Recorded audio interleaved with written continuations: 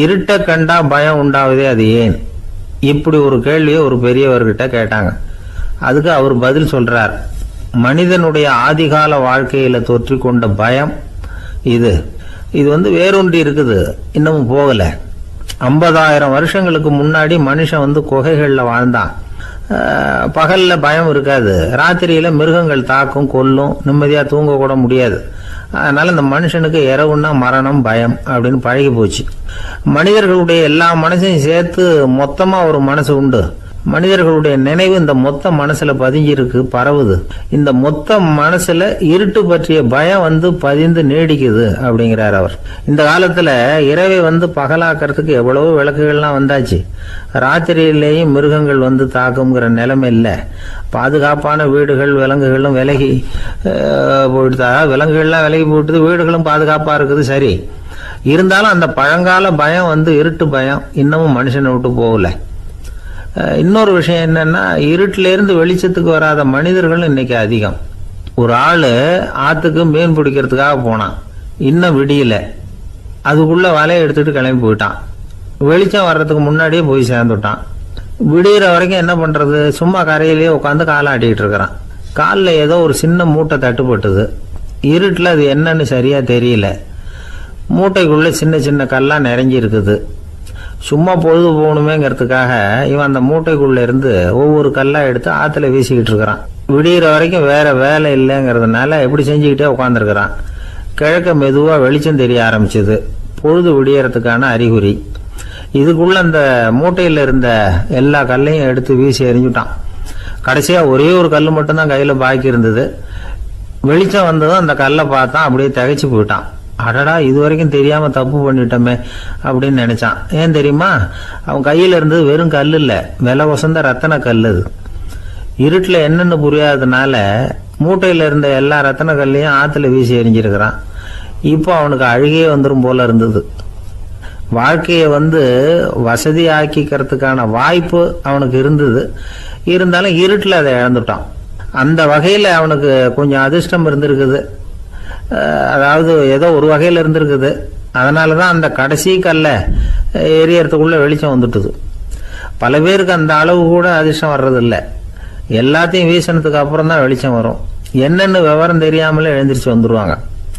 வாழ்க்கைங்கிறது ஒரு பெரிய புதையல். அதை புரிஞ்சிக்காம மனுஷன் அதை வீசி எரிஞ்சுக்கிட்டு இருக்கான் அப்படிங்கிறது தான் பெரியவங்க கருத்து.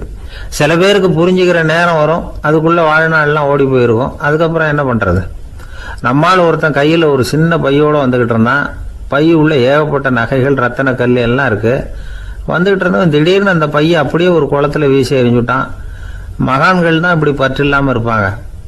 என்னங்க இது, விலை மதிப்புள்ள அந்த பையை இப்படி குளத்துல வீசி எறிஞ்சுட்டீங்களே, இதுக்கு என்ன அர்த்தம் அப்படின்னு கேட்டார் அவன் கூட வந்தவர். அவன் மெதுவா இவர் காதோட காதா சொல்றான். ஒரு போலீஸ்காரர் பின்னாடி வந்துகிட்டு இருக்கிறார், அவர் போனதுக்கு அப்புறம் இதை எடுத்துக்குவேன் அப்படிங்கிறான். 2 பேர் சுவாரஸ்யமா பேசிட்டு இருக்கிறப்போ குறுக்க புகுந்து தொந்தரவு பண்றதுக்குன்னே சில பேர் இருப்பாங்க. அது ரொம்ப இடைஞ்சலா இருக்கும். இதே மாதிரி மின்காந்தம் கூட குறுக்க புகுந்து தொந்தரவு பண்ணும். கடைசியில் அது ஒரு பெரிய இடைஞ்சல கொண்டாந்து விட்டுரும். சில வீடுகளில் கேபிள் கனெக்ஷன் இல்லாமல் சில தனியார் டிவி காட்சிகள் தெரியும். அதுக்கு என்ன காரணம்னா இந்த மின்காந்த குறுக்கீடு தான் காரணம். இதைத்தான் சுருக்கமாக EMI அப்படின்னு சொல்றாங்க. அதாவது எலக்ட்ரோ மேக்னெட்டிக் இன்டர்ஃபியரன்ஸ். இது ஏற்படக்கூடிய இடங்கள் எது எதுன்னு எடுத்துக்கிட்டா அது ஒரு பெரிய பட்டியலாகவே போயிடும். இந்த EMI தொந்தரவு கேபிள் டிவியில் மட்டும்தான் இல்லை, ராக்கெட் ஏவுதளத்தில் உள்ள ரேடார்கள், அங்கே உள்ள சில சக்தி வாய்ந்த தொலைத்தொடர்பு சாதனங்கள், விமான தளங்களில் உள்ள ரேடார்கள், கப்பல் தளங்களில் பொருத்தப்பட்டிருக்கக்கூடிய சக்தி வாய்ந்த ஆண்டனாக்கள், இப்படி நிறைய சொல்லலாம். காவல் நிலையங்களில் பயன்படுத்தப்படுகிற வயர்லெஸ் தொடர்பு சாதனங்கள் கூட ஓரளவுக்கு இந்த மின்காந்த அலைகளை வெளியிடும். நம்ம வீட்டில் உட்காந்துக்கிட்டு ரேடியோ கேட்டுக்கிட்டு இருப்போம் அல்லது டிவி பார்த்துக்கிட்டு இருப்போம். அந்த சமயத்தில் பக்கத்து தெருவில் ஒரு மோட்டார் சைக்கிள் அல்லது காரு, குறிப்பாக பெட்ரோல் இன்ஜின், அது போகிறப்போ அதில் உள்ள மின்கலத்தில் அதாவது மேக்னட்டோ பேட்டரியிலிருந்து வெளிப்படுகிற மின்காந்த அலை இங்கே டிவியிலையும் ரேடியோவிலையும் கரகரப்பு உண்டு பண்ணும். சரி, இது வந்து பெருசாக என்ன இடைஞ்சலை உண்டு பண்ணிட போகுது அப்படின்னு நாம் அலட்சியமாக நினைக்கலாம். வயசானவங்களுக்கு மறதி நோயின்னு ஒன்று வரும்ல, அல்ஷமீர், அதாவது மூளையில் உள்ள செல்கள் வந்து செயலிழந்து போயிடுறது. அது செய்ய வேண்டிய வேலையை மறந்துடும். மனைவியே எதிரில் வந்து நின்னா கூட உன்னை எங்கேயோ பார்த்தது மாதிரி தெரியுதே அப்படின்னு சொல்லிட்டு இருப்பாங்க. அப்படி ஒரு மறதி. இந்த விசித்திரமான நோய்க்கு இதுவரைக்கும் மருந்தே இல்லைன்னு வேற சொல்கிறாங்க. இந்த மைக்ரோ ஓவன் அப்படின்னு சொல்லக்கூடிய சமையல் அடுப்புகள் கூட மின்காந்த அலைகளை வந்து வெளியிடுது. சமயத்தில் சில தொழிற்சாலைகளில் கூட பெரிய விபத்துக்களை இந்த இஎம்ஐ உண்டு பண்ணிவிடும். இதை பற்றி தீவிரமாக சிந்திக்க ஆரம்பித்ததே ஒரு விபத்துக்கு பிறகு தான். அமெரிக்காவுக்கும் வியட்நாமுக்கும் இடையில போர் நடந்தது. அந்த சமயம் அமெரிக்காவுக்கு சொந்தமான விமானம் தாங்கி கப்பல் ஒன்று வியட்நாமை தாக்கிறதுக்கு தயாராக ஏவுகணைகளோட கடலில் நிறுத்தி வைக்கப்பட்டிருந்தது. தற்செயலாக அந்த பகுதியில் கப்பல் தொலைத்தொடர்பு பகுதிக்கு அருகில் ஊடுருவிய இந்த சக்தி வாய்ந்த ரேடியோ அலைகள் ஏவுகணையில் இருந்த மின்னணு சர்க்கியூட்டை பூர்த்தி செஞ்சு வச்சுட்டுது. அவ்வளவுதான், ஏவுகணை அங்கேயே வெடித்து சிதறி போச்சு. 130 பேர் அந்த இடத்துலயே உடல் கருகி செத்து போட்டாங்க. ஏகப்பட்ட பொருள்கள் நாசம்.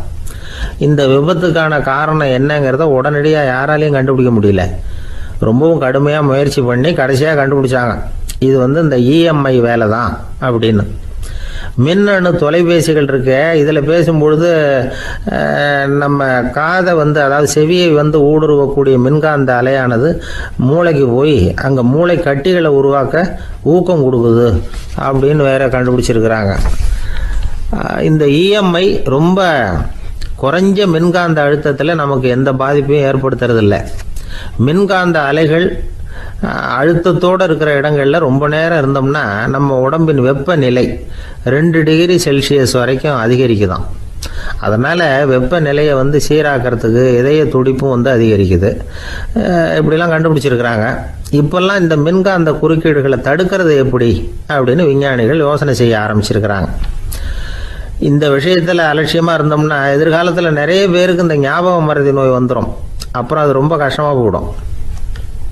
ஒரு குடும்ப தலைவர் தன் மனைவியை பார்த்து, யார் நீ, உன்னை எங்கேயோ பார்த்தது மாதிரி இருக்குதே அப்படின்னு சொல்லிக்கிட்டு இருந்தார். உடனடியாக அவரை போய் பார்த்தேன். வாங்க டாக்டர்கிட்ட போகலாம் அப்படின்னு. அவர் என்னை தனியாக அழைச்சிட்டு போய் காதோட காதாக மெதுவாக சொல்கிறார், இதை பாருப்பா, என் கையில் பணம் இல்லாத போகலாம் அப்படி மறதி நோய் வந்துட்டது மாதிரி நடிச்சுக்கிட்டு இருப்பேன், அவ்வளவுதான், அதை நீ கண்டுக்காத அப்படின்னார். ஒரு அழகான கடற்கரை. சுற்றுலா பயணிகள் நிறைய பேர் அங்கே வந்து போகிறது வழக்கம். சனி ஞாயிறு கூட்டம் அதிகமாக இருக்கும். அதோட விளைவு என்னங்கிறது அடுத்த நாள் தான் தெரியும். ஆமாம், அந்த கடற்கரையை சுத்தப்படுத்துகிற தொழிலாளிகள் திங்கட்கிழமை ரொம்ப சிரமப்படுவாங்க. சனி ஞாயிறு வந்த கூட்டம் கடற்கரை பூராவும் காலி ஐஸ்கிரீம் கப்புகளை வந்து வீசி எறிஞ்சிட்டு போயிடுவோம். ஆயிரக்கணக்கான கப்புகள் அங்கே பரவலாக கிடக்கும். அதையெல்லாம் பொறுக்கி எடுத்து சுத்தம் பண்ணி ஆகணும். இதனால் திங்கட்கிழமை வேலைக்கு வர்றதுக்கு எல்லோரும் பயப்படுவாங்க. அப்படி ஒரு நிலைமை. பல பேர் அன்னைக்கு வந்து லீவ் எடுத்துகிட்டு போயிடுறது வழக்கம். நமக்கு எதுக்கு இன்றைக்கி தொந்தரவுன்னு. இது ஒரு பெரிய பிரச்சனையாக இருந்தது. இதுக்கு என்ன பண்ணலாம் அப்படின்னு யோசனை பண்ணாங்க. ஒரு ஆலோசனை கூட்டத்துக்கு ஏற்பாடு பண்ணாங்களாம். அந்த நகர நிர்வாக அலுவலர்கள், பணியாளர்கள் எல்லாரும் அதில் கலந்துக்கிட்டாங்க. கூட்டம் ஆரம்பமாச்சு. ஆரம்பத்தில் சொன்னாங்க, இந்த பிரச்சனைக்கு ஒரு தீர்வு வேணும், என்ன பண்ணலாம், அதை முடிவு செய்கிறதுக்கு தான் இந்த கூட்டம். இதில் நீங்கள் செய்ய வேண்டியது என்னென்னா, உங்களுக்கு தோன்றுகிற யோசனை எதுவாக இருந்தாலும் சொல்லுங்கள். கொஞ்சம் கூட தயக்கம் வேண்டாம். நாம் சொல்கிற யோசனை ஈடுபடுமா படாதா அப்படின்லாம் யோசிக்க வேணாம். எல்லாருடைய யோசனைகளையும் அப்படியே பதிவு செய்துக்கிறோம். கடைசியாக அதிலேருந்து ஒரு சிறந்த யோசனையை தேர்வு பண்ணி அதை பயன்படுத்தலாம். இந்த சந்தர்ப்பத்தில் இன்னொரு முக்கியமான வேண்டுகோள், எவ்வளவு சாதாரணமான யோசனையாக இருந்தாலும் சரி, அது சொல்லும் பொழுது அடுத்தவங்க வந்து ஏளனம் செய்யக்கூடாது. இது ஒரு பெரிய யோசனையா அப்படின்னு சொல்லி எதையும் அலட்சியப்படுத்தக்கூடாது. இதுதான் அந்த கூட்டத்தின் ஆரம்பத்தில் செய்யப்பட்ட அறிவிப்பு. உடனே அந்த கூட்டத்தில் இருந்தவங்க ஆளுக்கு ஒரு யோசனை சொல்ல ஆரம்பித்தாங்க. ஒருத்தர் எழுந்திருச்சார், இங்கே வர்ற சுற்றுலா பயணிகள்கிட்ட ஆளுக்கு $10 ஒரு டெபாசிட் மாதிரி வைப்பு பணமாக வாங்கிக்கணும். காலி ஐஸ்கிரீம் கப்பை திருப்பி கொடுத்தா அந்த பணத்தை திருப்பி கொடுத்துடலாம். இப்படி ஒரு ஏற்பாடு பண்ணிக்கிட்டா கப்புகளை தேடி பொறுக்கிக்கிட்டு இருக்க வேண்டியதில்லை, எல்லாம் ஒரே இடத்துக்கு வந்து சேர்ந்துடும். அப்படியே நாம் வந்து தூக்கிட்டு போய் ஒரு இடத்துல கொட்டி விடலாம் அப்படின்னார். இன்னொருத்தர் எழுந்திரிச்சார், கப்பை வந்து கீழே போட்டால் $50 அபராதம் அப்படின்னு அங்கங்கே போர்டு எழுதி வச்சுடலாம். கப்புகளை போடுறதுக்கு அங்கங்கே பெரிய கூடைகளை வச்சுடலாம். நாம் சாவகாசமாக அந்த கூடைகளை சேகரம் பண்ணிக்கலாம் அப்படின்னாராம். இன்னொருத்தர் எழுந்திரிச்சு கொஞ்சம் கோபமாக பேசினார், கப்புகளை வந்து அவங்க வாயிலே திணிச்சுடணும்.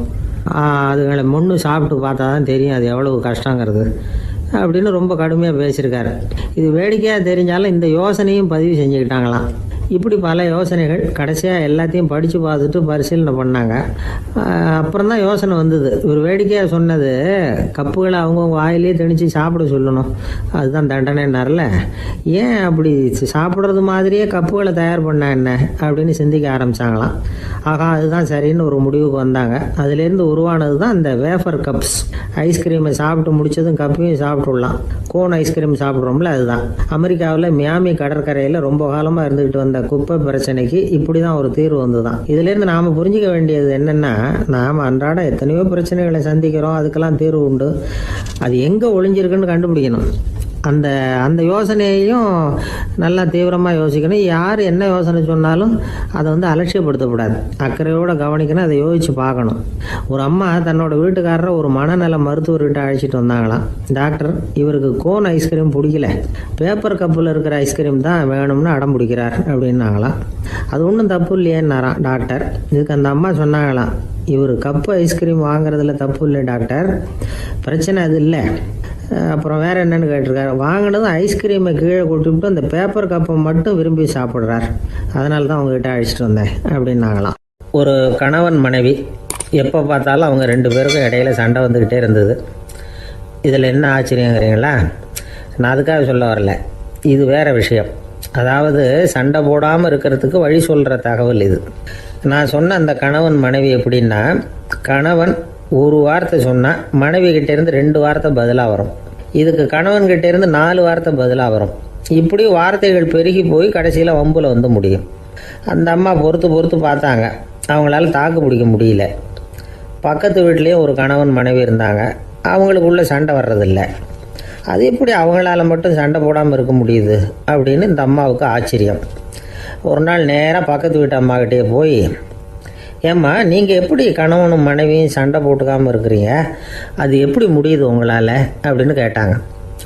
அதுக்குன்னு ஒரு மருந்து இருக்குது, அதை சாப்பிட்டா சண்டை வராது அப்படின்னாங்க அவங்க. சரிங்க, அந்த மருந்தை அவர் சாப்பிட மாட்டேன்னு சொல்லிட்டா என்ன பண்ணுறது அப்படின்னு கேட்டிருக்கிறாங்க இவங்க. அந்த மருந்து அவருக்கு இல்லைம்மா, உனக்கு தான் அப்படின்னாங்களாம் அவங்க. அப்படியா, அப்படின்னா கொடுங்க, ரொம்ப நல்லதாக போச்சு.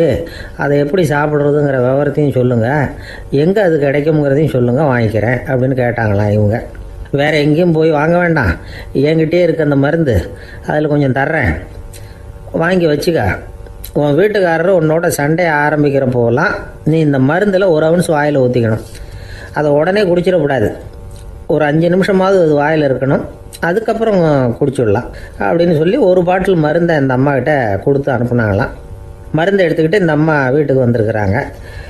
வீடு பூட்டி இருந்ததுனால கணவன் வந்து வாசல்லையே காத்துக்கிட்டு இருக்கிறான். மனைவியை கண்டதும் சண்டை போட ஆரம்பிச்சிட்டான். வீட்டை பூட்டி எங்கே போய் தொலைஞ்ச, எவ்வளோ நேரமாக ஒரு மனுஷன் வாசல்லையே காத்துட்டு கிடக்கிறது அப்படி இப்படின்னு கத்த ஆரம்பிச்சிட்டான். மனைவி இதுக்கு பதிலே சொல்லலை. அந்த அம்மா பேசாமல் வீட்டை திறந்தாங்க, சமையல் அறைக்குள்ளே போனாங்க, 1 ounce மருந்தை வாயில் ஊற்றிக்கிட்டாங்க. அன்னைக்கு சண்டை வந்து மேற்கொண்டு வளரவே இல்லை, நின்றுட்டுது. மருந்து பரவாயில்லை. அதுக்கப்புறம் பல சந்தர்ப்பங்களில் சண்டை வரும் போல் இருக்கிற போலாம் இந்த மருந்து அதை நிறுத்தியிருக்கு. பிரமாதமான மருந்தாக இருக்குது இதை கொஞ்சம் அதிகமாகவே வாங்கி வீட்டில் வச்சுக்க வேண்டியது தான் அப்படின்னு முடிவு பண்ணிட்டு இந்த அம்மா மறுபடியும் பக்கத்து வீட்டு அம்மாக்கிட்ட போனாங்க.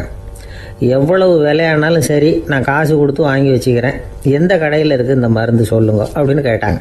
இந்த மருந்துக்கு விலையே கிடையாதுங்க, இலவசமாகவே கிடைக்கும்னாங்களாம் அவங்க. அது எப்படி விலையில்லாமல் இதை விற்க முடியுது அப்படின்னு கேட்டாங்களாம் இவங்க. அது மருந்தாக இருந்தால் தானே விலை வைக்கிறதுக்கு, அது வெறும் தண்ணி தானே அப்படின்னாங்களாம். வெறும் தண்ணியாக சண்டையை நிறுத்துது அப்படின்ட்டு இருக்காங்க இவங்க. அது சண்டையை நிறுத்தலை, உன்னோட மௌனம் தான் சண்டையை நிறுத்துது. நீ வாயில் தண்ணியை வச்சுக்கிறதுனால எதிர்த்து பேசுறதில்ல, அதனால் உன்னுடைய கணவர் கோபம் வந்து சாந்தமாயிடுது அப்படின்னாங்களாம் அவங்க. இந்த கதையிலேருந்து சண்டையை நிறுத்துகிற மருந்து எதுன்னு தெரிஞ்சுக்கிட்டோம் இல்லையா? ஒருத்தர் என்ன பண்ணார், பாட்டிலில் வந்து தண்ணியை ஊற்றி வச்சுக்கிட்டு அவர்கிட்ட வர்றவங்களுக்கெல்லாம் இதை சிபாரிசு பண்ணலாம்னு நினச்சிக்கிட்டு உட்காந்துருந்தார். ஒரு அம்மா வந்தாங்க. இதை கேட்டுவிட்டு இதையே ஒரு மருந்து மாதிரி கொடுக்கலாம்ங்கிறது அவர் முடிவு. அதனால் பாட்டிலில் தண்ணி அடித்து வச்சுக்கிட்டு அதில் கலருக்காக என்னத்தையோ ஒரு ஜீரகம் அது மாதிரி எதையாவது கலந்து வச்சுக்கிட்டு ஒரு மருந்து மாதிரி ஒரு பாவனையில் வச்சுக்கிட்டு உட்காந்துருக்காரு. யாராவது வீட்டில் சண்டைன்னா என்கிட்ட வாங்க மருந்து தரேன்னு. ஒரு அம்மா வந்தாங்க, எனக்கும் என் வீட்டுக்காரருக்கும் அடிக்கடி சண்டை வருதுங்க அப்படின்ட்டு இருக்காங்க. கவலைப்படாதம்மா, நான் ஒரு மருந்து தரேன்னு சொல்லி வீட்டுக்குள்ளே போய் ஒரு பாட்டில் எடுத்து வந்து கொடுத்தாரு. பாட்டிலில் இருக்கிறது என்னங்கிறத சொல்லிவிட்டு அது பேரில் மரியாதை வராது இல்லையா, அதனால் சொல்லலை. அந்த அம்மா வாங்கிட்டு போனாங்க. 4 நாள் கழித்து திரும்பி வந்தாங்க. என்னம்மா வீட்டில் சண்டை நின்று போச்சான்னு கேட்டிருக்காரு இவர். அங்கே நின்று போச்சுங்க, இப்போ உங்ககிட்ட ஆரம்பமாக போகுதுன்னாங்களாம். என்னம்மா அப்படின்ட்டுருக்காரு அவர் பயந்து போய். பின்ன என்னங்க, நீங்கள் என்ன மருந்து கொடுத்துருக்குறீங்க என்னங்க அப்படின்னாங்களாம் கோபமாக. அது வெறும் தண்ணி தானே அப்படின்ட்டுருக்காரு இவர். தண்ணியாக இது, நல்லா பாருங்கள் அப்படின்னு அந்த பாட்டிலில் நீட்டினாங்களாம். இவர் வாங்கி பார்த்துருக்காரு. அப்புறம் தான் விஷயம் புரியுது அவருக்கு. இவர் கை தவறுதலாக அவங்க வீட்டில் இருந்த மண்ணெண்ணெய் பாட்டில் எடுத்து அவர்கிட்ட கொடுத்துருக்குறாங்க. அப்புறம் என்ன ஆகும், சண்டை வராமல். நமக்கு முன்னாடி நமக்கு வேண்டிய ஒருத்தர் ஒரு கிளாஸில் நமக்கு பழச்சாறு கொண்டாந்து வைக்கிறாருன்னு வச்சுக்கோங்க. உடனே நாம் என்ன பண்ணுவோம், எடுத்து கிடுகிடுன்னு சாப்பிட்ருவோம் அடுத்தவங்க யாரும் வர்றதுக்குள்ள. அதை விட்டுட்டு அதை கொண்டாந்து வச்சவர்கிட்டயே அதோட விலை என்ன அப்படி இப்படின்னு நான் கேட்டுக்கிட்டு இருப்போம். நாம் கேட்க மாட்டோம். ஆனால் காந்திஜி அப்படி கேட்டாராம். எப்போ தெரியுமா, 1935. அந்த வருஷம் மே மாதத்தில் ஒரு நாள் காந்திஜி டெல்லியில் இருக்கிறார். அப்போ அவருக்கு 2 டம்ளர் மாம்பழச்சாறு கொண்டாந்து கொடுக்குறாங்க. அதை வாங்குறார். இதோட விலை என்ன அப்படின்னு கேட்டார் காந்திஜி. யாருக்கிட்ட கேட்டாருன்னா மனுபென் காந்திகிட்ட கேட்குறார். அவங்க தான் கொண்டாந்து கொடுக்குறாங்க. காந்திஜிக்கு உதவி செய்கிறதுக்காக அவர் கூடவே இருந்தவங்க அவங்ககிட்ட தான் கேட்குறாரு. காந்திஜி சும்மா வேடிக்கைக்காக இப்படி கேட்குறாருன்னு நினச்சிட்டாங்க அந்த அம்மா. அதுவும் இல்லாமல் அதோட விலையை கேட்டால் காந்திஜி நிச்சயமாக அதை சாப்பிட மாட்டார் அப்படிங்கிற பயம் வேறு. அதனால் அந்த அம்மா பதில் எதுவும் சொல்லாமல் கம்முன்னு இருந்துட்டாங்க. கொஞ்ச நேரம் ஆச்சு. அந்த பழச்சாறு வச்ச இடத்துல அப்படியே இருக்குது, வச்ச இடத்துல வச்சபடியே இருக்குது. காந்திஜி அதை சாப்பிடவே இல்லை. மனுபென் காந்தி பார்த்தாங்க. மெதுவாக காந்திஜிக்கிட்ட போய் அதை சாப்பிடுங்களேன் அப்படின்னாங்க. பழச்சாறு விலை என்னன்னு கேட்டேன், அதுக்கு பதில் இல்லை. அது முதல் தப்பு. பதிலை எதிர்பார்த்திருந்தும் அதை பற்றி விசாரிக்கலை, அது 2வது தப்பு. இப்படி 2 தப்புகளை பண்ணிவிட்டு என்கிட்ட வந்து இதை சாப்பிடுங்கன்னு சொன்னால் அது எப்படி அப்படின்னு கேட்டாராம் காந்திஜி. மனுபென் காந்தி என்ன சொல்கிறதுன்னு தெரியாமல் திகைச்சு போய் நின்றுக்கிட்டு இருந்தாங்க. காந்திஜி தொடர்ந்து சொன்னாராம், இப்போ என் முன்னாடி வச்சிருக்கிற இந்த பழச்சாறு விலை சுமாராக ஒரு அரை ரூபாயாவது இருக்கும். அது அந்த காலத்து மதிப்பு. இந்த பழச்சாறு இல்லாமல் கூட என்னால் இருக்க முடியும். ஆனால் அவசியமான பொருள்களை வாங்கிறதுக்கு கூட சக்தி இல்லாத மக்கள் இந்த நாட்டில் நிறைய பேர் இருக்கிறாங்க. அப்படி இருக்கிறப்போ எனக்கு என்னத்துக்கு இந்த விலை உயர்ந்த பானம்? இதை இப்போ நான் சாப்பிட்டா என் உடம்பு வேணும்னா ஆரோக்கியமாகலாம், ஆனால் என் மனசு அமைதி அடையாது. எனக்கு என்னுடைய உடல் ஆரோக்கியத்தை விட மன ஆரோக்கியம்தான் முக்கியம். அதனால் இதை நான் சாப்பிட மாட்டேன், எடுத்துகிட்டு போயிடு அப்படின்னாராம். அந்த சமயத்தில் ஒரு அகதி பொண்ணு 2 குழந்தைகளோட காந்திஜியை பார்க்குறதுக்காக வந்தது. வணக்கம் சொல்லிச்சு. காந்திஜி உடனே தனக்கு முன்னாடி இருந்த பழச்சாற்றை எடுத்து அந்த பொண்ணுக்கிட்டையும் குழந்தைகள்கிட்டையும் கொடுத்து சாப்பிட சொன்னார். அவங்க அதை வாங்கி ரொம்ப சந்தோஷத்தோடு சாப்பிட்டாங்களாம். அதை பார்த்த காந்திஜி முகத்தில் ஒரு புன்னகை, ஒரு பரவசம், ஒரு திருப்தி. அவர் மனசு நிறைஞ்சிருந்தது. அப்போ அவர் சொன்னாராம், ஆண்டவன் எனக்கு எப்பவும் சரியான சமயத்தில் கை கொடுப்பாருங்கிறது அதுக்கு இதுதான் அத்தாட்சி. நான் ஒரு இக்கட்டான சூழ்நிலையில் இருக்கிறப்ப கூட கடவுளின் கருணையால் அந்த சூழ்நிலை என்னை பாதிக்கலை. என் கூட இவ்வளோ நாள் பழகியும் கூட இங்கே இருக்கிறவங்க எனக்கு அதிக விலையுள்ள பழரசத்தை கொடுத்தாங்க. ஆனால் சரியான நேரத்தில் அதை சாப்பிட வேண்டியவங்களை என்கிட்ட அனுப்பி வச்சு என்னை சந்தோஷப்படுத்தினார் கடவுள், அவருக்கு நன்றி அப்படின்னாராம் மகாத்மா காந்தி. உடல் ஆரோக்கியத்தை விட மன ஆரோக்கியம்தான் எனக்கு முக்கியம்னு சொன்னார் பாருங்கள். அதை நாம் எல்லாரும் மனப்பூர்வமாக இன்றைக்கி சிந்திச்சு பார்க்கணும். இந்த காலத்தில் எல்லாரும் அப்படியா நினைக்கிறாங்க? எனக்கு தெரிஞ்ச ஒருத்தர் இருந்தார். தினமும் காலையில் ஒரு காஃபி சாப்பிட உட்கார்ற நேரத்தில் பக்கத்து வீட்டுக்காரர் வந்து சேருவார் கரெக்டாக. உடனே அவரும் தனக்குன்னு வந்திருக்கிற காப்பியை எடுத்து மனப்பூர்வமாக பக்கத்து வீட்டுக்காரர்கிட்ட கொடுத்துருவார். அதுக்கப்புறம் அவருக்காக வேறு காப்பி போட்டு கொண்டாந்து கொடுத்தாலும் வேண்டான்னு சொல்லிடுவார். ஆண்டவனாக பார்த்து சரியான நேரத்தில் அவரை எங்கள் வீட்டுக்கு தினமும் அனுப்பி வைக்கிறார் அப்படிம்பார். ஏன் அப்படி சொல்கிறீங்க அப்படின்னு கேட்டோம் ஒரு நாள். அதுக்கு அவர் சொல்கிறார், எனக்கு என்னோட உடல் ஆரோக்கியம்தான் முக்கியம். இதை கடவுள் புரிஞ்சுக்கிட்டு எங்கள் வீட்டு காப்பியை சாப்பிட்றதுக்கு தினமும் அடுத்த வீட்டுக்காரனை அனுப்பி வைக்கிறார் அப்படின்னார் அவர். தானத்துல சிறந்தது எது அப்படின்னு ஒரு கேள்வியை கேட்டு, தானத்துல சிறந்தது நிதானம் அப்படின்னு அதுக்கு ஒரு பதிலும் சொல்றவங்க உண்டு. நிதானம் ரொம்ப அவசியம். அதுவும் இன்றைய உலகத்துக்கு ரொம்ப அவசியம். இன்னைக்கு உலகம் ரொம்ப பரபரப்பா போய்கிட்டு இருக்குது. பொறுமையா இருக்கணும்னு நினைக்கிறவங்களால கூட அப்படி இருக்க முடியறதில்ல. பொறுமையை சோதிக்கிறது மாதிரி பல சம்பவங்கள். அதையெல்லாம் சந்திச்சே தீர வேண்டி இருக்குது.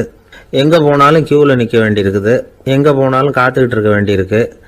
ஆஃபீஸ்லேயோ வீட்லேயோ கூட நீங்கள் நிதானமாக பொறுமையாக நடந்துக்க தெரியலன்னா உங்களுக்கு சிடுமூஞ்சி, முசுடு இப்படிலாம் பேர் வச்சுருவாங்க. அது உங்களுக்கு தேவையா?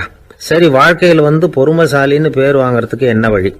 முதல் பாயிண்ட், நீங்கள் நினைக்கிறது, எதிர்பார்க்கறது, செய்யறது எல்லாமே 100% கரெக்டாக நடக்கணும்னு ஆசைப்படக்கூடாது. எதுவாக இருந்தாலும் அதில் ஓரளவுக்கு தவறு நடக்கலாம் அப்படிங்கிறத எதிர்பார்த்தே இருக்கணும். ஓரளவுக்கு அதை அனுமதிக்கணும். ஒரு நண்பரை 6 மணிக்கு ஒரு இடத்துக்கு வர சொல்லியிருக்கிறீங்க. 6 மணிக்கு அவர் வரல, உடனே பொறுமை இழந்து நடந்துக்கக்கூடாது. ஒரு 10 நிமிஷம் டிலே ஆகலாம். ஒரு வர்ற வழியில் பஸ்ஸு கூட ஏதாவது டிராஃபிக்கில் மாட்டியிருக்கலாம். அதெல்லாம் எதிர்பார்த்தே கொஞ்சம் காத்திருக்கிறதுல ஒன்றும் தப்பு இல்லை. சில சமயம் டிலே ஆகிறது கூட நல்லதாக முடியும். ஒரு பஸ்ஸை தவற விட்டுட்டு, ஐயோ கொஞ்சம் ஒரு 2 நிமிஷம் முன்னாடி வந்திருந்தா பிடிச்சிருக்கலாமே அப்படின்னு தவிச்சிக்கிட்டு இருப்பாங்க சில பேர். அடுத்தபடியாக வர்ற பஸ்ஸு நேரடியாக நீங்கள் போக வேண்டிய இடத்துக்கே கொண்டு போய் விடுற பஸ்ஸாக கூட இருக்கலாம். அது உங்களுக்கு முன்னாடி தெரியாதுல்ல. சில நெருக்கடியான சூழ்நிலைகளை தமாஷா எடுத்துக்கிறதுக்கு பழகிக்கணும். சில இடங்களுக்கு போகிறப்ப காத்திருக்கிறதுக்கு நம்ம மனசை தயார்படுத்திக்கிட்டே போகணும். ஒரு ரயிலுக்கோ பஸ்ஸுக்கோ அல்லது விமானத்துக்கோ கப்பல் பிரயாணத்துக்கோ போகிறப்போ அங்கே போய் நீங்கள் மணிக்கணக்கில் கூட காத்துக்கிட்டு தான் இருக்கணும். புறப்படுற நேரம் கூட மாறலாம். நீங்கள் போய் சேர்ந்ததும் அது உடனே புறப்படணும்னு கட்டாயமாக என்ன? அது மாதிரி சமயத்தில் படிக்கிறதுக்குன்னு சில சுவாரஸ்யமான புத்தகங்களையும் கையில் எடுத்துக்கலாம். உங்களை சுற்றி எவ்வளவோ சுவாரஸ்யமான சம்பவங்கள் நடந்துக்கிட்டு இருக்குதுல்ல, அதையெல்லாம் வேடிக்கை பாருங்கள். எதுக்காக காத்துக்கிட்டு இருக்கிறோமோ அந்த காரியத்தில் உண்மையாகவே நமக்கு ஒரு அக்கறை இருந்தால் நமக்கு போர் அடிக்காது. சில கோயில்களில் பார்த்துருப்பீங்க, தரிசனத்துக்காக பக்தர்கள் நாள் கணக்கில் காத்துக்கிட்டு இருப்பாங்க. அவங்களெலாம் அழுத்துக்கிறது இல்லை. ஆண்டவனை தரிசிக்கணுங்கிற உண்மையான அக்கறை இருக்கிறதுனால அவங்களுக்கு போர் அடிக்கிறது இல்லை. ஆனால் சில சினிமா தியேட்டரில் கூட பார்க்கலாமே, சினிமா கியூ கூட அப்படி தான். சாயந்தரம் 6 மணி ஆட்டத்துக்கு காலம்பரம் 6 மணிக்கே போய் கூட காத்துக்கிட்டு இருப்பாங்க. அவங்களுக்கெல்லாம் போர் அடிக்காது, படம் பார்க்குற ஆர்வம். இன்னொரு முக்கியமான விஷயத்தை நாம் பழக்கப்படுத்திக்கணும்.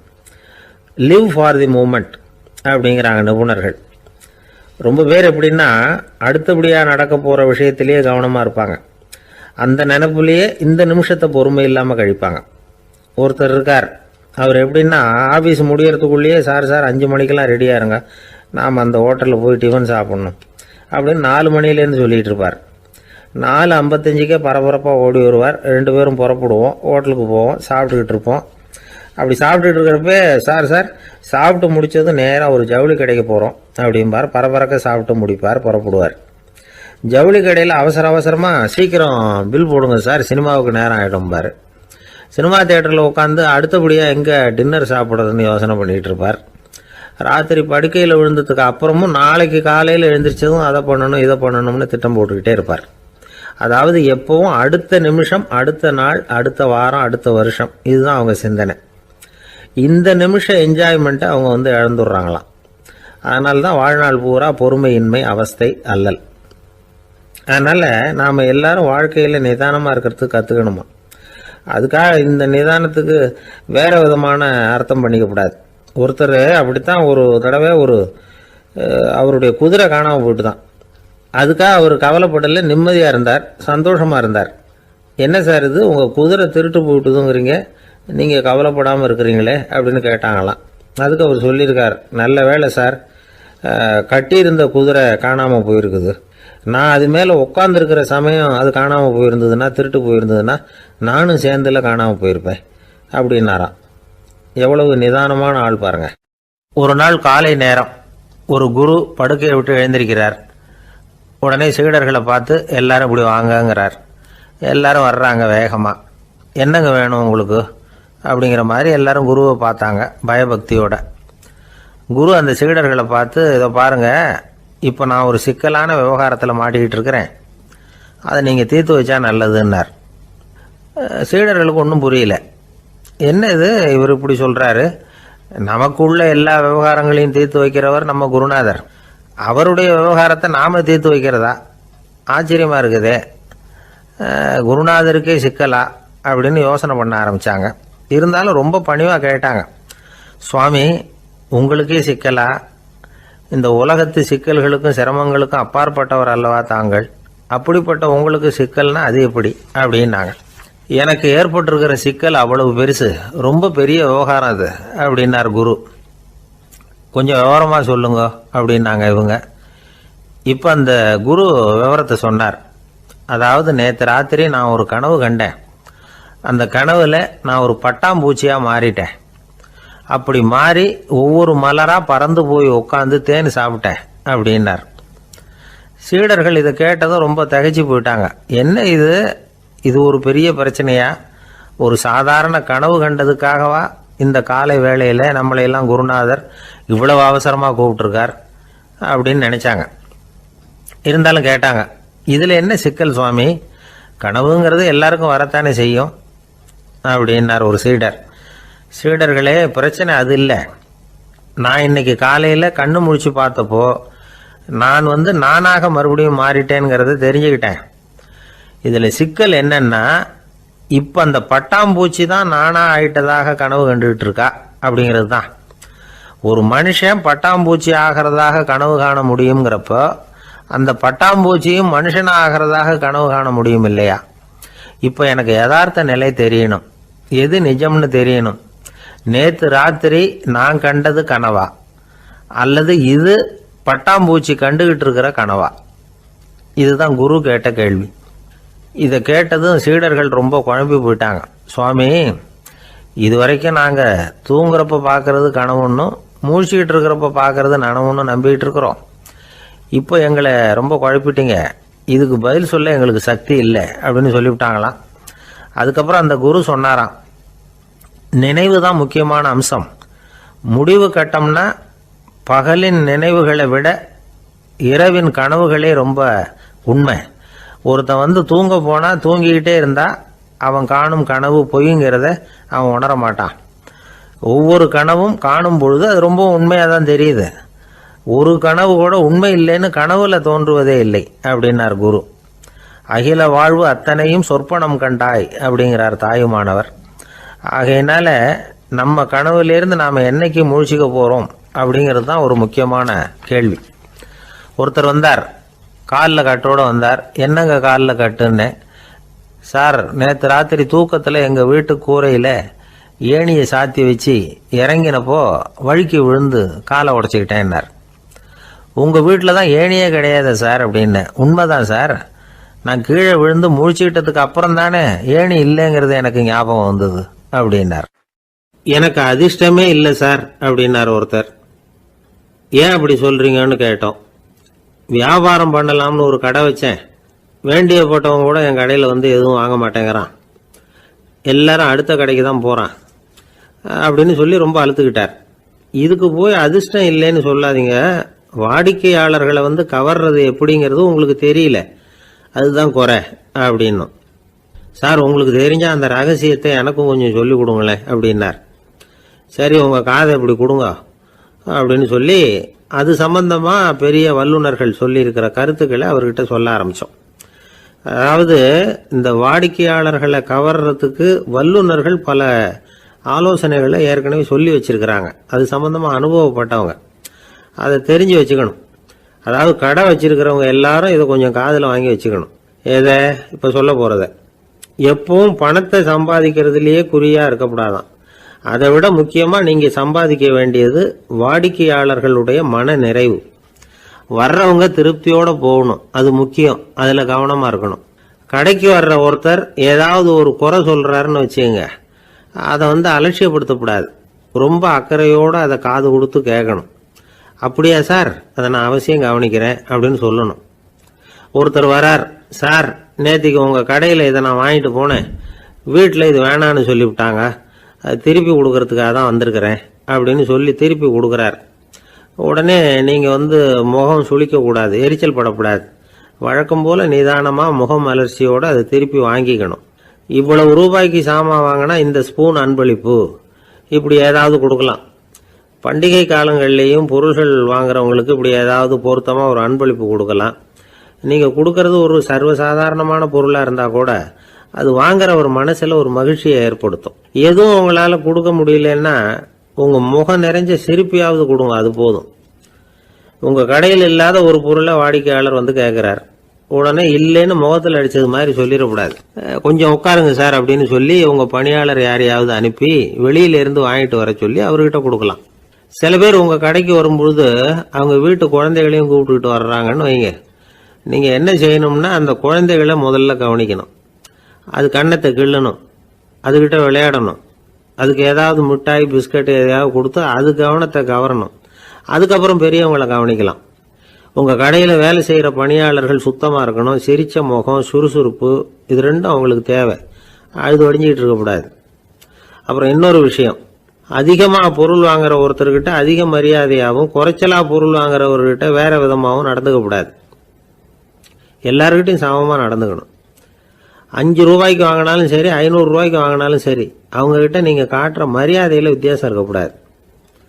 எல்லாத்துக்கும் மேலே உங்கள் கடையில் ஒரு பொருள் வாங்கினா அது உண்மையானதாக இருக்கும், தரமுள்ளதாக இருக்கும் அப்படிங்கிற நினைப்பு ஜனங்களுக்கு வரணும். அதனால தரமான பொருளையே நீங்கள் உங்கள் கடையில் வச்சுருக்கணும். இது வரைக்கும் நான் சொன்னதையெல்லாம் கவனத்தில் வச்சுக்கிட்டு நீங்கள் கடையை ஆரம்பிச்சிங்கன்னா வியாபாரம் பிச்சுக்கிட்டு போகும். அப்படி போகலன்னா அதுக்கப்புறம் கேளுங்க. ஏன்னா இந்த யோசனைகள்லாம் அனுபவப்பட்டவங்க சொல்லியிருக்கிற யோசனைகள். இந்த யோசனைகளில் நீங்கள் எச்சரிக்கையாக இருக்க வேண்டிய ஒரு விஷயம் உண்டு. அது என்னங்கிறதையும் தெரிஞ்சு வச்சுக்கிறது நல்லது. என்னுடைய நண்பர் ஒருத்தர் வந்தார். சார், உங்கள் யோசனையை கேட்டதுனால நான் ஒரு அறை வாங்கினது தான் மிச்சம்னார். என்ன ஆச்சுன்னு கேட்டேன். எங்கள் கடைக்கு ஒரு பெரிய அம்மா குழந்தைய தூக்கிட்டு வந்தாங்க சார். உங்கள் யோசனைப்படி அந்த குழந்தையோட கன்னத்தை கிள்ளணும்னு முயற்சி பண்ணினேன். திடீர்னு அந்த நேரம் பார்த்து அந்த குழந்தை தலையை குனிஞ்சிக்கிட்டுது. என் கை குழந்தையோட கன்னத்துக்கு பதிலாக அது தூக்கிட்டு வந்தவங்க கன்னத்தை கிள்ளிவிட்டுது. அதுதான் அப்படி ஆயிட்டுது அப்படின்னார் கன்னத்தை தடவிக்கிட்டே. திபேத் நாட்டில் புத்த மடாலயங்கள் நிறைய உண்டு. அதுக்கு ஒரு தலைமையகமும் உண்டு. அது இந்த திபேத் தலைநகரம் லாசாவில் இருக்குது. ரொம்ப காலத்துக்கு அப்பால் அதை பற்றிலாம் நிறைய விவரங்கள் எழுதி வச்சிருக்கிறாங்க. அது இப்போவும் நமக்கு கிடைக்குது. அதாவது ரொம்ப தூரத்துக்கு அந்தாண்ட மலைகளுக்கு நடுவில் ஒரு கிளை மடாலயம். அந்த மடத்தின் தலைவருக்கு வயசாயிட்டு தான். அதனால் தலைமை பொறுப்பை வேற ஒருத்தர்கிட்ட ஒப்படைக்கலாம் அப்படின்னு முடிவு பண்ணாராம். உடனே ஒரு லாமாவை கூப்பிட்டார். அவர் மூலமாக தலைமை மடாலயத்துக்கு செய்தி அனுப்புனார், பொருத்தமான வாரிசு ஒருத்தரை அனுப்பி வைக்கும்படியாக. அந்த வாலிப லாமா புறப்பட்டார். காடு மேடெல்லாம் நடந்து போறார். ரொம்ப நாள் கழிச்சு தலைமை பீடத்தை அடைஞ்சார். தலைமை குரு கிட்ட விவரத்தை சொன்னார். தகுதியான ஒருத்தரை அனுப்பி வச்சா அழைச்சிட்டு போறேன் அப்படின்னார். சரி, நாளைக்கு காலையில் நீங்கள் அவங்க எல்லாரையும் அழைச்சிட்டு போகலாம்னார் அவர். அவங்க எல்லாரையுமா? அங்கே தேவைப்படுறது ஒருத்தர் தானே அப்படின்னார் இவர். ஆமான்னார். அப்புறம் ஏன் எல்லாரையும் அழைச்சிட்டு போக சொல்கிறீங்கன்னார். அது இப்போ உனக்கு புரியாது. நான் ஒரு 100 பிக்குகளை அனுப்புகிறேன், அதாவது பிட்சுகளை. அவ்வளவு பேரையும் அங்கே வச்சு சமாளிக்க முடியாது அப்படின்னாரு இவர். இருந்தாலும் இப்போ அந்த தலைமை குரு என்ன சொன்னார்னா, அதை பற்றி கவலைப்படாத, நான் 100 பேரை அனுப்புகிறேன்.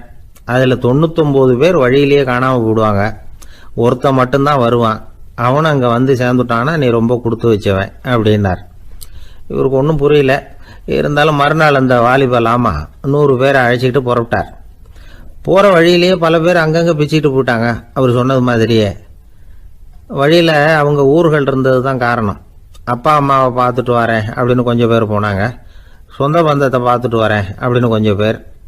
ஒரு வாரம் ஆச்சு. இப்போ மிஞ்சினது 10 பேர் தான். வழியில் ஒரு நகரம். அங்கே சில பிட்சுக்கள் சந்திச்சாங்க.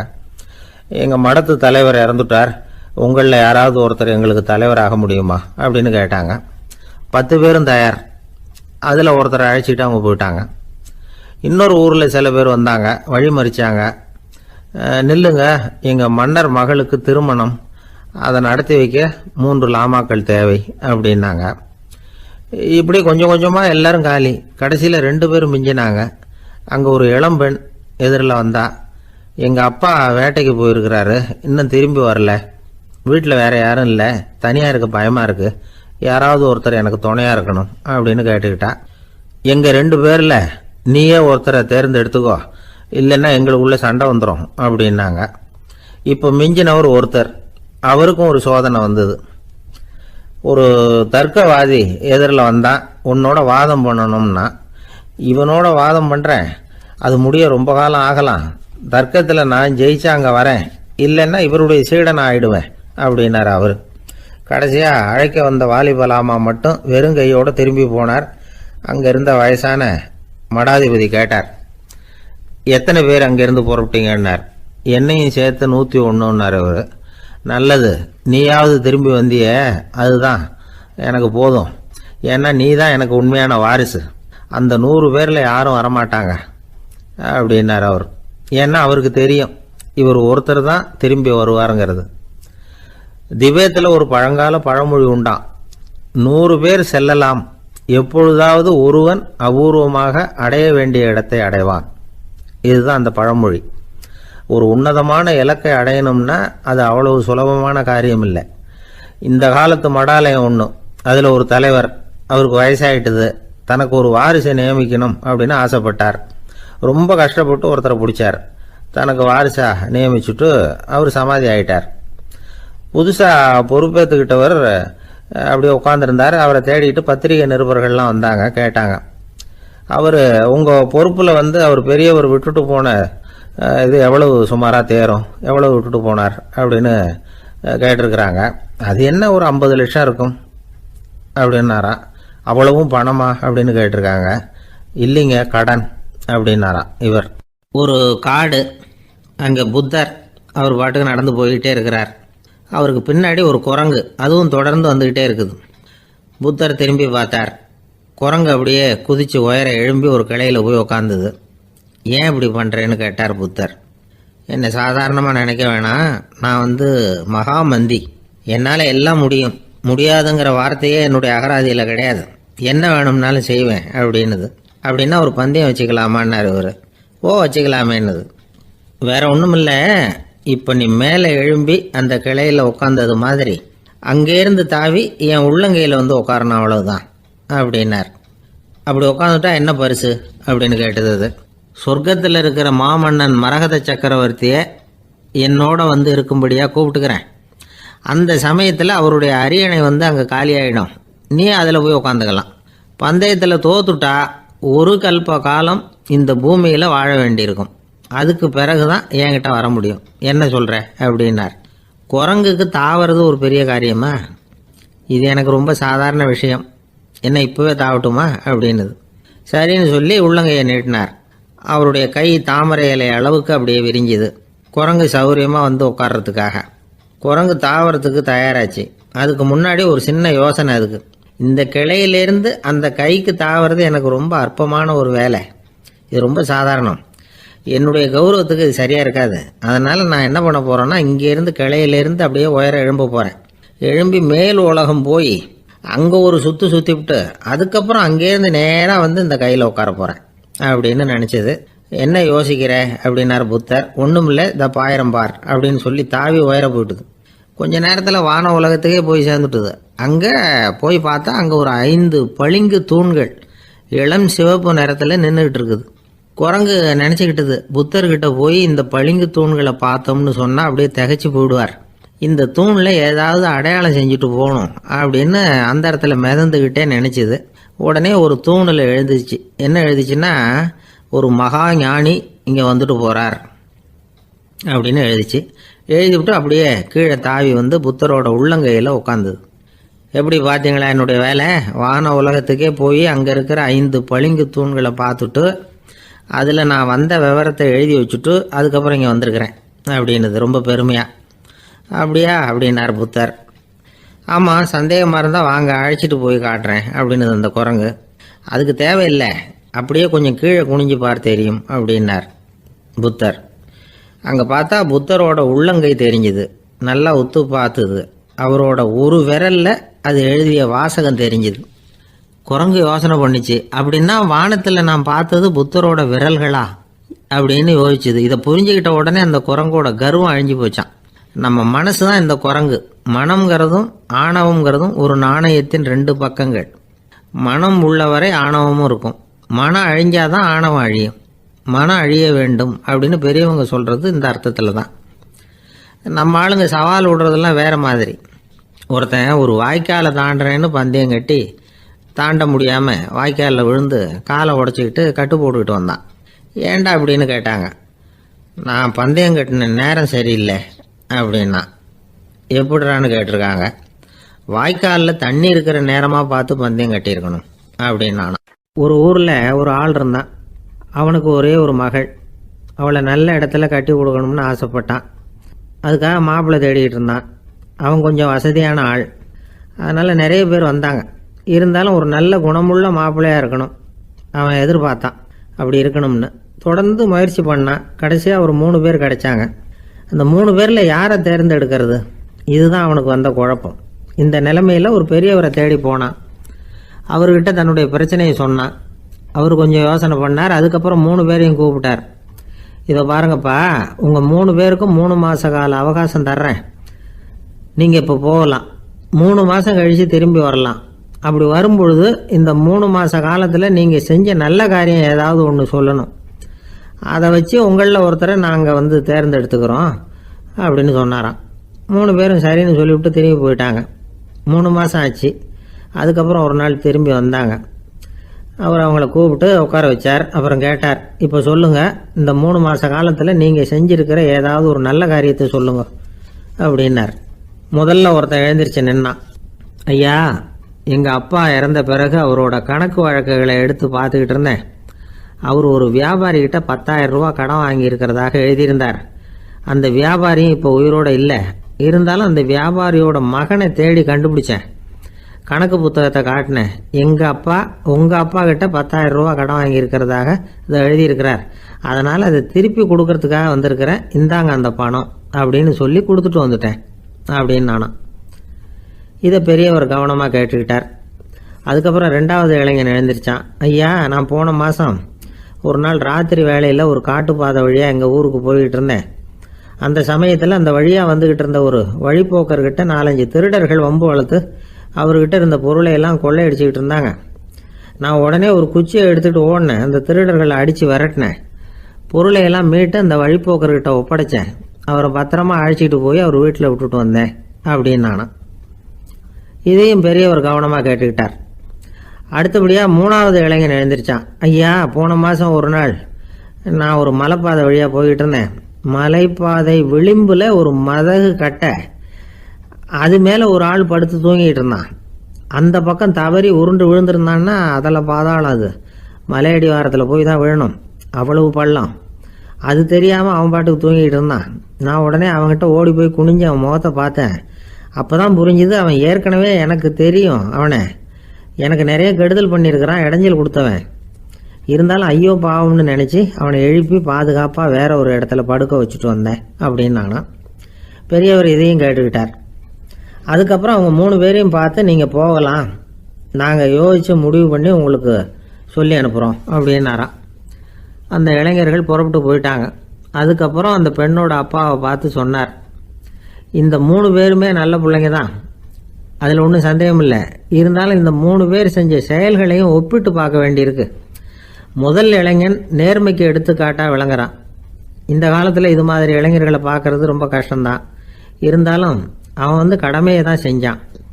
2வது இளைஞன் நல்ல வீரன், தைரியசாலி. ஒரு வீரன் எதை செய்யணுமோ அதைத்தான் இவன் செஞ்சான்.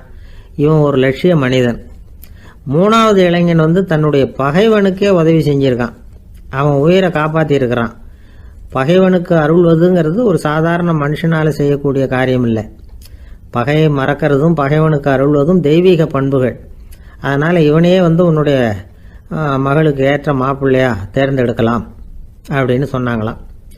ஒரு நல்ல நாளில் அவங்களுக்கு திருமணம் நல்ல விதமாக நடந்து முடிஞ்சுதான்.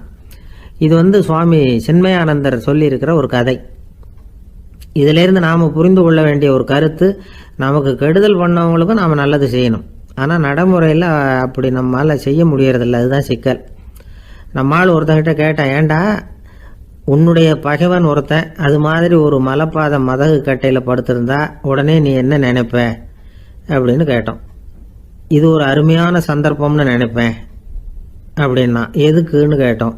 அவனை அந்த பக்கமாக உருட்டி கீழே தள்ளுறதுக்கு அப்படின்னா. ஒரே ஒரு ஊரில் ஒரு பாதிரியார் இருந்தார். ரொம்ப நாள் சந்தோஷமாக வாழ்ந்தார். ஒரு நாள் அவர் மடத்து சமையல் அறையில் பாத்திரங்களை கழுவி துலக்கி சுத்தப்படுத்திக்கிட்டு இருந்தார். அந்த சமயத்தில் ஒரு தேவதூதன் அவர் முன்னாடி வந்து நின்னான். இவர் நிமிர்ந்து பார்த்தார். ஆண்டவர் என்னை உங்ககிட்ட அனுப்பியிருக்கிறார், பரலோகத்தில் வாசம் செய்யறதுக்கு உங்களுக்கு நேரம் வந்துட்டுது அப்படின்னு அந்த ஆள். ஆண்டவருக்கு என்னோட ஞாபகம் வந்ததுக்கு நன்றி. ஆனாலும் இப்போ இங்கே நீயே பாரு, எவ்வளவு பாண்டங்கள் பாக்கி இருக்கு, இவ்வளவையும் நான் சுத்தப்படுத்த வேண்டியிருக்கு. நான் நன்றி கெட்டவனாக இருக்க விரும்பலை. இந்த பணியை முடிக்கிற வரைக்கும் என்னுடைய பரலோக வாழ்வை தள்ளி வைக்க முடியுமா? நீ என்ன நினைக்கிற அப்படின்னு கேட்டார். தேவதூதன் தனக்கே உரிய விவேகத்தோட அன்போட பாதிரியாரை பார்த்தான்.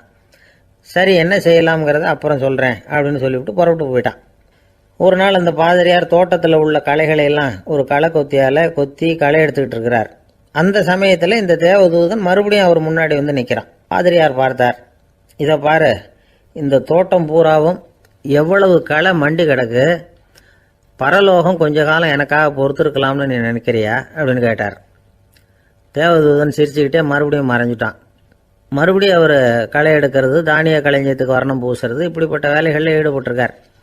இன்னொரு நாள் ஒரு மருத்துவமனையில் நோயாளிகளை கவனிச்சுக்கிட்டு ரொம்ப தீவிரமாக இருக்கிறார் அந்த பாதிரியார். ஒரு நோயாளியோட தாகத்துக்கு தண்ணீர் கொடுத்துட்டு நிமிர்ந்து பார்க்குறப்போ தேவதூதன் மறுபடியும் அவர் முன்னாடி நிற்கிறான்.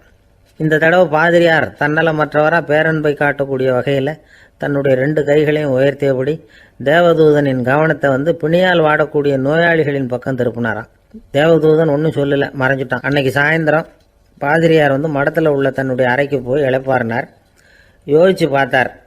தேவதூதனையும் தேவதூதனின் விருப்பத்தையும் பல நாள் தள்ளி போட்டு வந்ததையும் அவர் ரொம்ப நினச்சி பார்த்தார். திடீர்னு தான் முதுமை அடைகிறதையும் சோர்வு அடைகிறதையும் உணர்ந்தார். ஆண்டவரை நினைச்சார். ஆண்டவரே, உம்முடைய தூதனை மறுபடியும் என்கிட்ட அனுப்புனா நான் சந்திக்கிறதுக்கு ஆவலாக இருக்கேன் அப்படின்னு சொல்கிறப்பவே தேவதூதன் பக்கத்தில் நின்னான். பாதிரியார் நிமிர்ந்து பார்த்தார். நீ இப்போவே என்னை அழைச்சிக்கிட்டு போக விரும்பினா நான் பரலோகத்துக்கு வர்றதுக்கு தயாராக இருக்கேன்னார். தேவதூதன் அந்த பாதிரியாரை அன்போடவும் விவேகத்தோடவும் பார்த்து, நீங்கள் என் கூட பரலோகத்துக்கு வர்ற தயாராக இருக்கிறதா சொல்கிறீங்க, ஆனால் நீங்கள் இது வரைக்கும் வேறு எங்கே இருந்ததா நினைக்கிறீங்க அப்படின்னு நானும். அப்படின்னா இது வரைக்கும் இருந்த இடம்தான் பரலோகம் அப்படிங்கிறத உணர்த்தியிருக்கிறான். பரலோகம்னா என்னன்னு புரிஞ்சுக்கிறதுக்கு இந்த சம்பவம் நமக்கு உதவியாக இருக்குது. தொண்டு செய்கிறத விட பெரிய செயல் வேறு எதுவும் இருக்க முடியாது. அது நம்ம மனசுக்கு கொடுக்குற சுகத்தை வேறு எதுவும் கொடுக்க முடியாது. நாம் தொண்டு செய்கிற இடம் தான் அந்த புண்ணிய இடம். ஆனால் இந்த காலத்துல எல்லாம் நாம் தொண்டு செய்யணும்னு நினச்சி ஏதாவது ஆரம்பித்தா கூட அதை ஒரு மாதிரியாக சுற்றி நின்று வேடிக்கை பார்க்க ஆரம்பிச்சிடுறாங்க.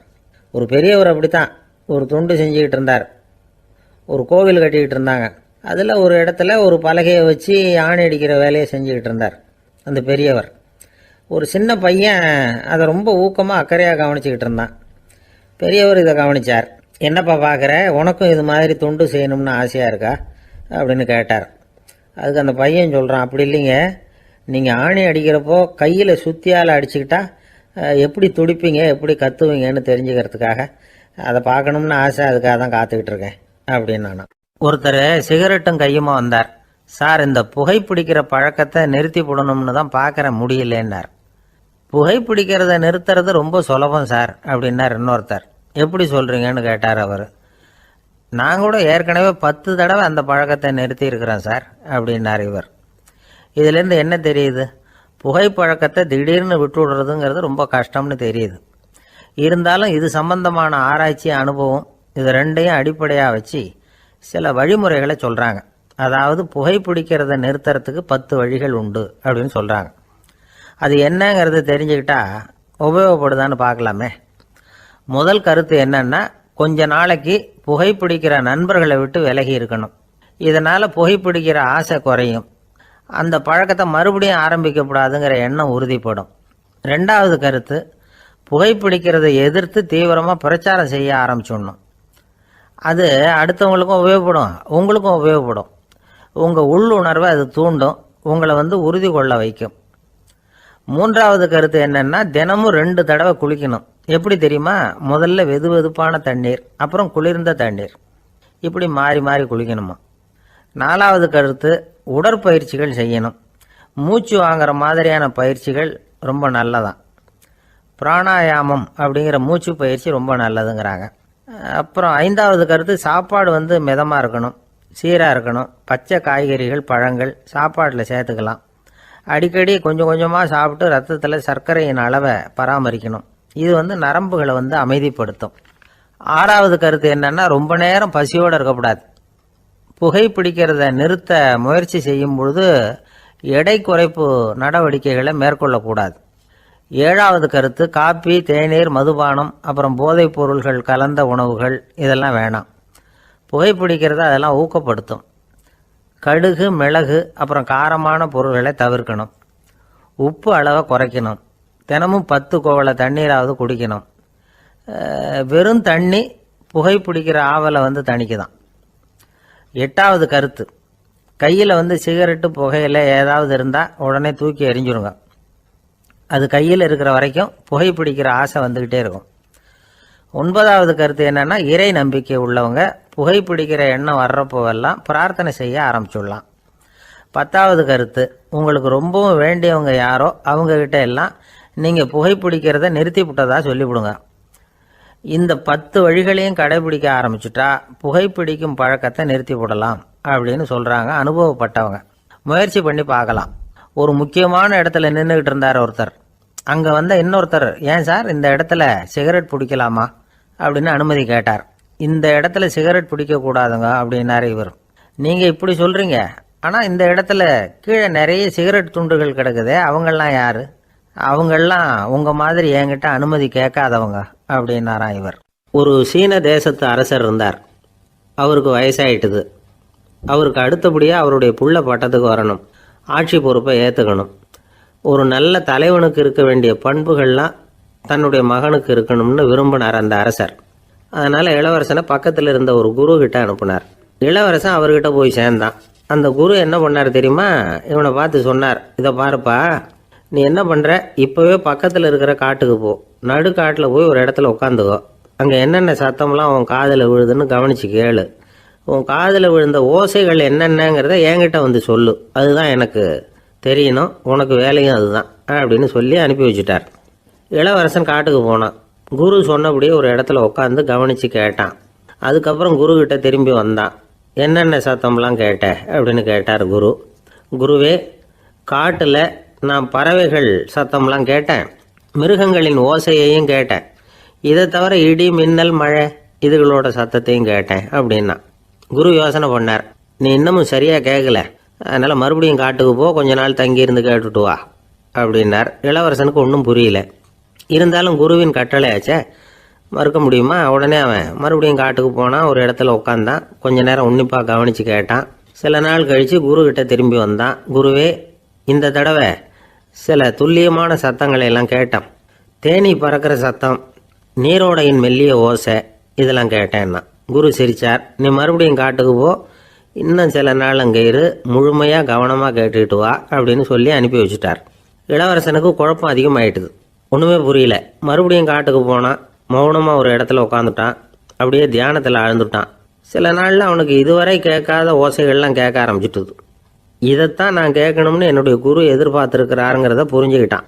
உடனே குரு கிட்ட ஓடனான். குருவே, இந்த தடவை காதுகளுக்கு கேட்க முடியாத சில ஓசைகளை கூட என்னால் உணர முடிஞ்சுது.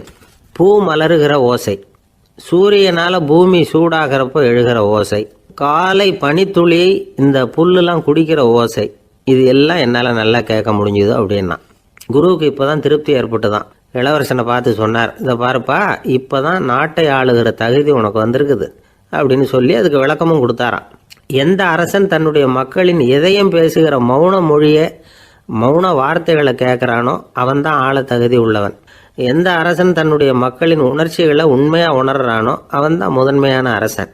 போலி வார்த்தைகளை மட்டும் கேட்டுட்டு பல மௌன ராகங்களை காதில் வாங்கிக்காதவன் அரசனே இல்லை.